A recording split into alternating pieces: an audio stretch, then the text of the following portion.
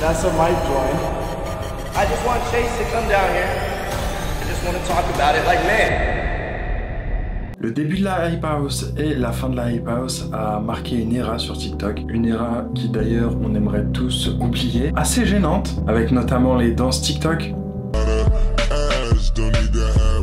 Imaginez une maison où des stars de TikTok cohabitent pour faire du contenu H24, 7 jours sur 7. Bienvenue dans la Hype House. Aujourd'hui, on se retrouve dans l'histoire de la Hype House et surtout, que sont-ils devenus? C'est une question que je me pose à chaque fois quand j'entends certaines musiques, quand je croise certaines personnes dans mes pourtours. Je vais vous retracer la naissance de la Hype House, la montée en puissance, les conflits et ensuite leur parcours. Donc prenez quelque chose à manger, à boire et sur ce, c'est parti. Des problèmes, de l'actu et des tas d'embrouilles. Tels étaient au départ les ingrédients choisis pour créer le youtubeur parfait. Mais accidentellement, le professeur Dexter ajouta un autre ingrédient à cette mixture, l'agent chimique, drama. C'est ainsi que naquit Saphir, doté de super critiques. Saphir, sa caméra et son carnet consacrent sa vie à combattre les influenceurs et les forces du mal.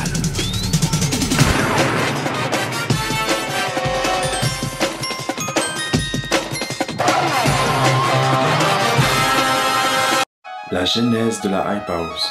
La Hype House a été créée en décembre 2019 par Chase Hudson, Lil Huddy pour ceux qui le connaissent de TikTok, Thomas Petrou et Daisy Kitch. Ces trois personnes sont ceux qui ont créé la Hype House. Mais à aucun moment ils se doutaient que ça allait leur rapporter des millions de dollars. Restez bien jusqu'à la fin de la vidéo pour comprendre pourquoi certains n'ont pas touché d'argent. Histoire de vol, corruption et surtout d'arnaque. On va rentrer un peu dans la face cachée de la Hype House. Pensez pas que je vais dire que du bien d'eux. Tout d'abord, ils ont quand même acheté un manoir à 7,5 millions de dollars pour pouvoir faire du contenu et créer la Hype House. Et les TikTokers présents devaient tout simplement faire du contenu et à la fin du mois payer un loyer. Loyer qui a été divisé selon le nombre de TikTokers présents dans la maison. Les membres originaux de la Hype House, il y a Charli D'Amelio, sa sœur Dixie D'Amelio, Addison Rae. D'ailleurs, si vous n'avez pas vu, j'ai sorti une petite vidéo sur Addison Rae. On a retracé toute sa vie. Allez la regarder, elle est plutôt sympa. Lil Huddy, Thomas Petrou, Daisy Kitch, Alex Warren, Courve, Avani, Andreas Lopez et Tony Lopez. Les autres, ils sont venus après, hein. C'était des amis des membres, des frères, des machins, des cousins, je connais un tel, est-ce que je peux le ramener? Mais globalement, la Hype House, c'était ça. Ensuite, il y a eu même Vinny Hacker.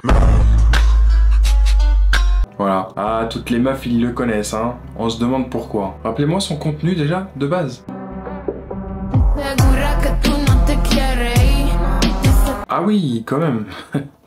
Wesh. Après, Vinny Hacker, c'est un peu de la triche, on va pas se mentir. Hein. Ce qu'il fait, c'est du attrape gonzesse. Voilà, t-shirt mouillé. Je sais pas c'est quoi le nom exactement pour décrire ça, mais en anglais, ça s'appelle le Thirst Trappers. La définition: vidéo volontairement séduisante ou suggestive pour susciter de l'intérêt et des commentaires, notamment de la jante féminine. Mais Vinny Hacker, c'est un peu de la triche parce que lui, il fait partie de la deuxième génération de la Hype House. Mais c'est le seul qui a marqué les gens. On se demande pourquoi d'ailleurs. Sinon, tous les autres, ça a un peu flop et tout. Vous allez voir, de toute façon, c'est le seul qui était pas connu et qui a percé grâce à la Hype House. Sinon les autres c'était un peu déjà des youtubeurs connus. Donc ça aussi c'est un peu de la triche. Hein. J'aimerais vous faire part d'une chose qui est très important à retenir, c'est tout simplement que c'était tous des ados. Tous des adolescents mineurs. Sauf Daisy Kitch et Thomas Petrou, qui sont les créateurs fondateurs de la Hype House. Et vous allez voir que ça a son importance. Parce que vous savez, la loi du travail pour les adolescents, surtout les adolescents qui bossent sur internet, et bah c'est un peu flou. Ce qui fait qu'il y a un flou juridique un peu chelou. Donc on peut facilement les exploiter sans forcément passer par la case prison, si vous voyez ce que je veux dire. Dites-vous qu'ils devaient tous poster entre 10 et 15 TikTok par jour, je sais pas si vous vous rendez compte à quel point c'est énorme. Et le côté sombre de la Hype House que Thomas Petrou essayait de faire, c'est tout simplement monter les autres contre les autres, un peu dans le même style que la télé-réalité. Filmer tout ça et les poster sur les réseaux, c'est pour ça qu'il y avait énormément de drama. La Hype House, c'était pas juste un compte pour vous créer du contenu, parce que c'est sympa de fitter avec beaucoup d'autres influenceurs. C'était pas ça le but, c'était tout simplement une machine à fric. Thomas Petrou devait faire en sorte que la Hype House devienne une marque, soit rentable et rapporte énormément d'argent et on parle ici de millions de dollars. Mais pour y arriver, il faut forcément passer par certaines choses qui ne sont pas très morales. Donc là, je vous parlais un peu de tout le côté sombre de la Hype House. notamment lorsque Thomas Petrou les forçait à faire du contenu, et s'ils faisaient pas leur contenu, bah ils ne mangeaient pas. Il y a une vidéo qui avait pas mal tourné sur TikTok à l'époque où on pouvait voir que Thomas Petrou rigolait avec Ditsy, en lui disant que si elle avait pas fait de contenu, elle ne pouvait pas manger. Dixie, have you made a TikTok today? Have you eaten today? You better not have eaten today, Dixie. I swear to God. Et en fait, c'était tout simplement une référence à ce qui s'était passé avant. Parce que la veille, elle avait fait une interview, elle avait dit que Thomas Petrou l'a forcé à faire du contenu. Et si elle faisait pas de contenu, elle mangeait pas. I didn't post content for like a week, and he was like, "I'm not letting you eat until you post a video." So yeah. So it was by force? Yeah. Faut savoir que certains membres ont commencé à même quitter la Hype House suite au débordement de Thomas Petrou. Et lorsqu'il y a eu un tournage Netflix, qui d'ailleurs personne n'a été payé, ils ont décidé de tous quitter la Hype House. Âge d'or et tension.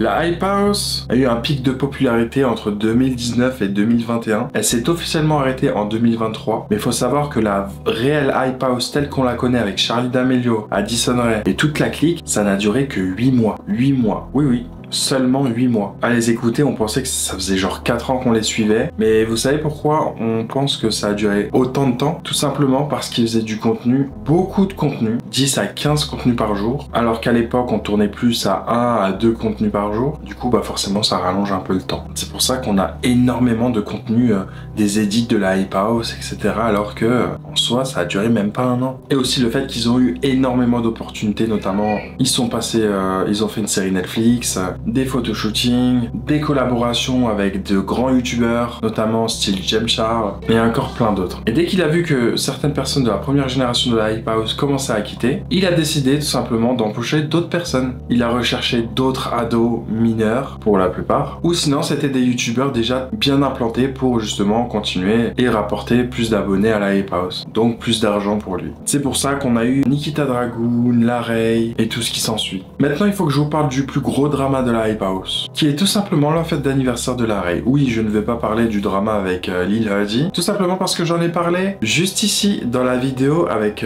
Addison Rae. Du coup, allez la voir. Le 21 juillet 2020, une fête a été organisée par Nikita Dragun tout simplement pour célébrer l'anniversaire de Larey. Nouveau membre de la Hype House, cet événement a rassemblé environ 67 personnes, et plus précisément 67 influenceurs, dont des figures comme Gemchar, Charli D'Amelio, Emma Chamberlain et tout ce qui s'ensuit.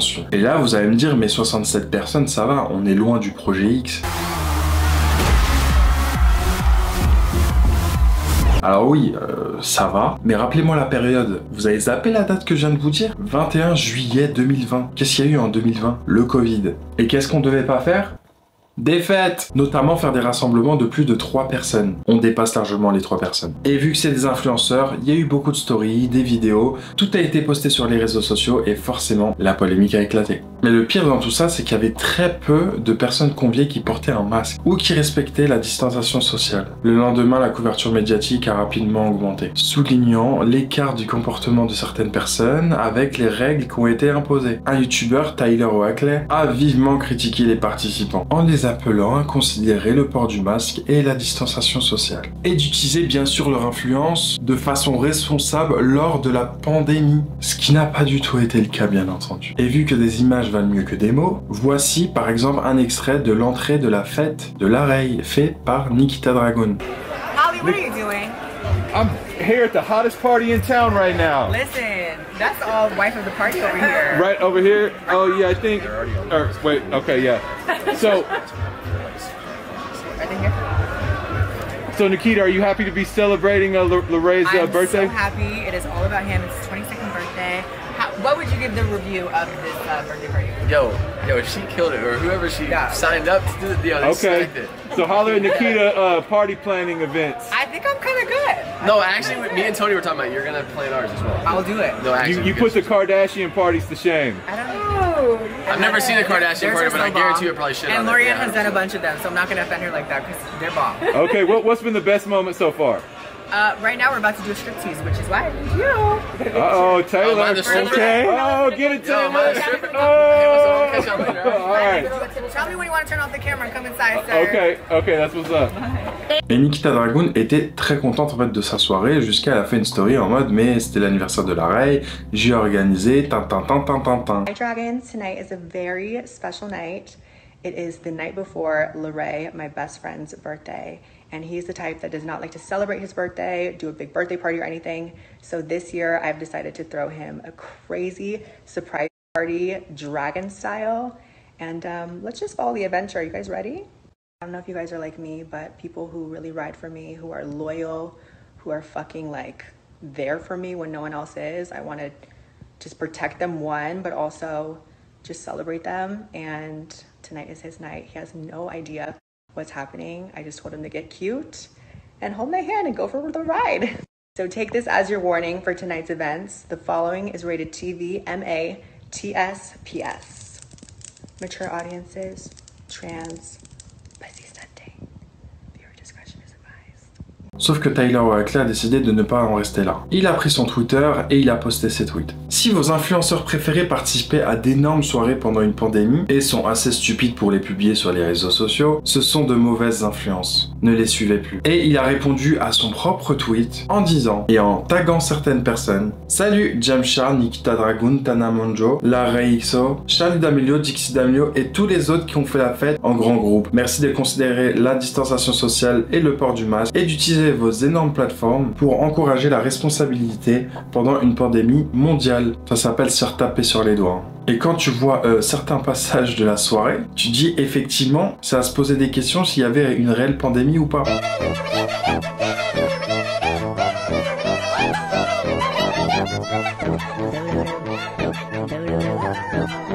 Tout en sachant que Nikita Dragun et Larray, lors du tournage de Netflix, à je sais pas quel épisode, on pouvait voir qu'ils se sont embrouillés tout simplement parce que Nikita Dragun aurait invité Larray, alors qu'il a le Covid, à une soirée. Comme quoi les deux personnes étaient déjà impliquées dans le fait de pas respecter les distanciations sociales et le port du masque. Ça commence à faire beaucoup, 2 fois. Et regardez ce que j'ai pu retrouver.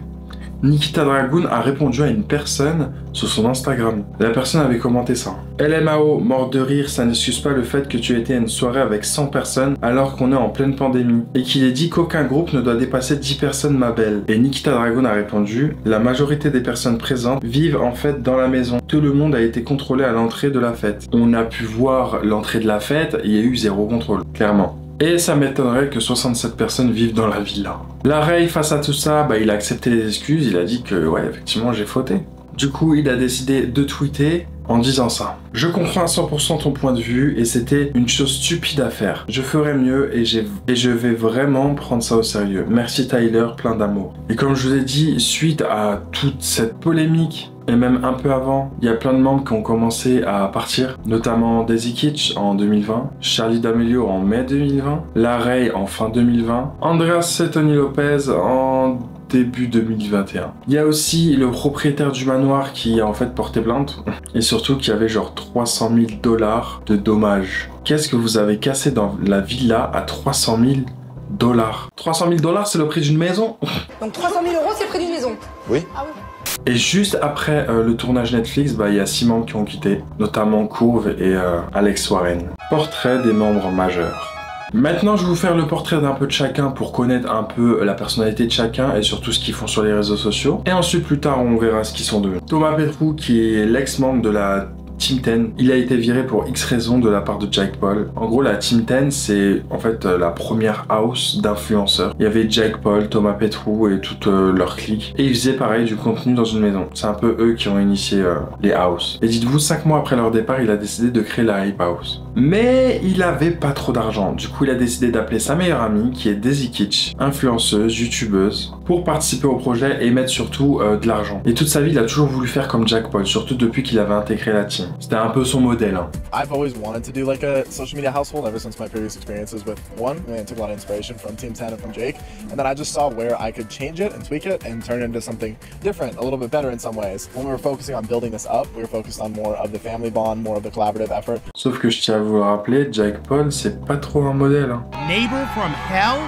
Disney Channel star Jake Paul is accused of making life miserable for his neighbors in fancy West Hollywood. we've done a lot of dumb things. This is the dumbest thing we've ever done. Thomas Petrou a fait beaucoup de choses pour l'argent, jusqu'à ce qu'il s'est mis sa meilleure amie à dos. Vous savez, Daisy Kitsch, celle qui a mis un paquet d'oseille dans le projet. Tout simplement parce que Daisy Kitsch ne voulait pas qu'un clip se fasse dans la Hype House parce qu'elle avait peur que des choses soient cassées. Et au final, elle a eu raison parce qu'il y a eu 300 000 € de dommages. Et c'était pour la musique hyper connue de Lil Mosey. Ah là là, quelle époque, hein. On a fait nos meilleures danses TikTok dessus. Daisy Kitsch en a eu marre et a décidé d'exposer la Hype House, notamment Thomas Petrou, sur YouTube. Bien sûr, Thomas Petrou a répondu. Vous pensez tout de même pas qu'il allait rester dans le silence. Après, est-ce que c'était des mensonges, ce qu'il a dit? Du coup, Thomas Petrou a décidé de virer Daisy Kitsch, c'est pour ça que c'est la première personne à avoir quitté la Hype House, et pas de son gré. Mais le pire, ce qui est hyper vicieux, c'est que Thomas a dit à toute la Hype House de ne plus parler à Daisy Kitsch, de la bloquer sur les réseaux sociaux, et de la laisser croupir chez elle. Sympa. Alex Warren. Alors Alex Warren, il a un profil spécial, puisque beaucoup de personnes disent qu'il a cofondé la Hype House. D'autres personnes disent que non, il est venu après. Mais bon, on va dire qu'il y a eu principalement Thomas Petrou, Lil Huddy et Daisy Kitsch qui ont fondé la Hype House. Et peut-être cofondé Alex Warren, on peut le rajouter. Faut savoir que Alex Warren était SDF avant de devenir TikToker à succès. Il avait une relation avec Curve qui était à Hawaï et a décidé de le rejoindre jusqu'à il dormait dans une voiture et tout. Genre, c'était vraiment genre la haisse de fou. Jusqu'à qu'ils intègrent la Hype House. Et là, tout allait bien pour lui. Il a quitté la Hype House en 2022 après une embrouille. J'ai envie de te dire, c'est pas choquant. Il a fait une transition entre créateur de contenu et artiste musical, notamment avec un bête de single, Ordinary, sorti en 2025, numéro 1 dans plusieurs pays.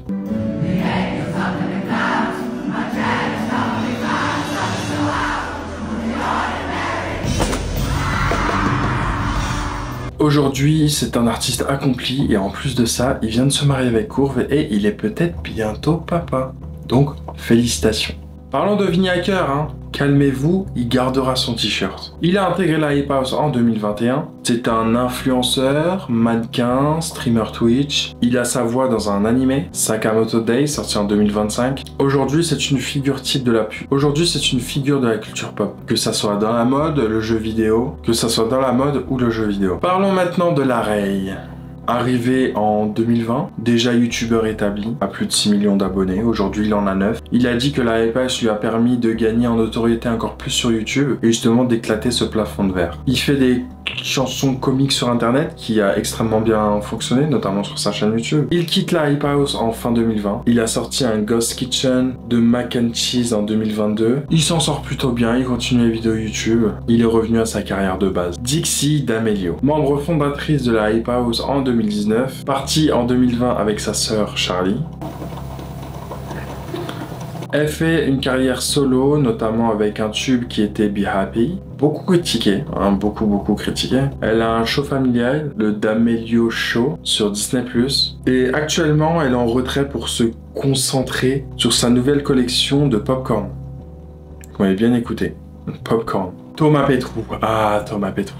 A joué dans le reality show de Netflix, donc la série Hype House. À l'origine de la vente du dernier manoir en 2024, une fin symbolique de la Hype House. Aujourd'hui, il a une sorte d'agence. Je sais qu'il a un truc de voiture, genre je crois où il est loue ou des choses comme ça. En tout cas, il a bien mis de côté, hein. Hype House, nouvelle génération. Faut savoir qu'il a décidé de recréer la Hype House avant de mettre fin, avec une 3e génération. Et il a voulu recréer le premier TikTok de la Hype House, hein. Genre celui-là. Avec les nouveaux membres, sauf que les gens n'ont pas apprécié du tout. Et justement, ça a ouvert une petite guerre dans les commentaires en mode mais personne va remplacer la première génération de la Hype House. Genre ferme le projet et c'est bon. La vérité, il y en a aucun que je connais. C'est pas la Hype House ça. Qui sont ces gens? PTDR, il en reste qu'un. La fin de la Hype House. Comme je l'ai dit, la fin officielle c'est en 2024, mais ça fait bien longtemps que la Hype House elle est au fond du trou. Il n'y avait plus d'espace, les influenceurs ils étaient pas trop motivés, il n'y avait plus de cohésion d'équipe. Donc forcément, il fallait abandonner. Hein. Du coup, en 2023, il y a Thomas Petrou qui sort une vidéo YouTube, The Next Chapter. Alors pour résumer, Thomas Petrou, il a pris tout l'argent de la Hype House et il fait sa retraite. Ensuite, Daisy Kitsch. Alors Daisy Kitsch a été très connue sur Instagram, notamment sur YouTube, avec ses vidéos sport au niveau de... Quand il y a eu la pandémie du Covid. Elle faisait des vidéos à plus de 64 millions de vues, enfin c'est fou.